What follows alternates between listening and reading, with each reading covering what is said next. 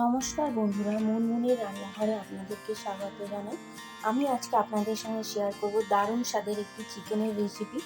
তার জন্য আমি প্রথমে চিকেনটাকে সুন্দর করে জল দিয়ে ধুয়ে নিয়েছি পরিষ্কার করে, এবং ম্যারিনেট করার জন্য হলুদ, লঙ্কা, কিছুটা তেল ও নুন দিয়ে ভালো করে মাংসটা মাখিয়ে বেশ কিছুক্ষণের জন্য মাংসটা ম্যারিনেট করে রেখে দিলাম। এরপরে আলুগুলো নুন এবং হলুদ দিয়ে ভালো করে ব্রাউন করে ভেজে তুলে নিলাম।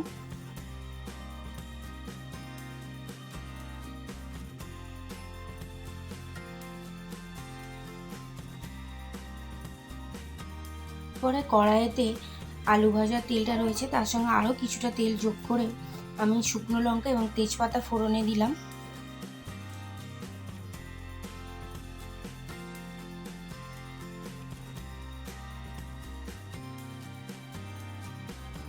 সুন্দর করে পেঁয়াজগুলোকে ব্রাউন করে ভেজে নিলাম।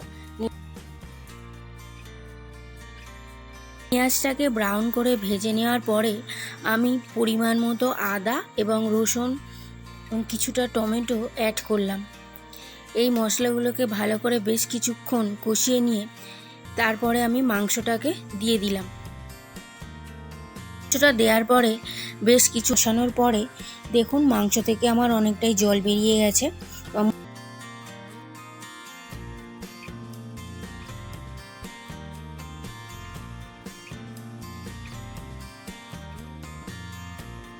আমার কষানো প্রায় হয়ে এসেছে।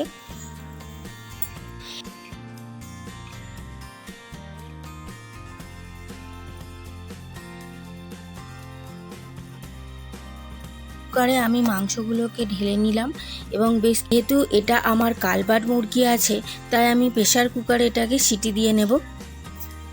কুকারে আমি মাংসগুলো ঢেলে নিলাম এবং বেশ কিছুটা গরম জল দিয়ে দিলাম। গরম জল দিয়ে আমি এখানে 10 থেকে 15টা সিটি দিয়েছিলাম। তারপরে কিছুক্ষণ রেস্ট রাখার পর প্রেসার কুকারটা খুলে আমি আগে ভেজে রাখা আলুগুলো এর সঙ্গে অ্যাড করলাম। কারণ আগে যদি আমি আলুগুলো দিয়ে দিতাম তাহলে মাংসের সঙ্গে আলুটা বেশি সিদ্ধ হয়ে যেত, তাহলে একদমই খেতে ভালো লাগতো না। এবং এই আলুর সঙ্গে আমি কিছুটা গরম মশলাও অ্যাড করে দিলাম।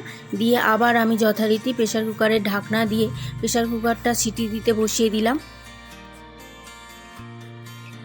এবং গরম মশলা অ্যাড করার পরে আমি আবার পুনরায় 2 থেকে 3টে সিটি দিয়ে বন্ধ করে রেস্টে রেখে দিলাম কিছুক্ষণ।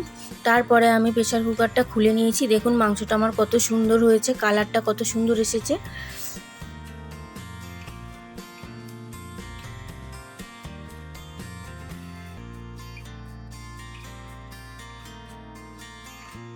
এই রেসিপিটি কেমন হয়েছে অবশ্যই আমাকে কমেন্ট করে জানাবেন, এবং তার সাথে একটা লাইক করে দেবেন।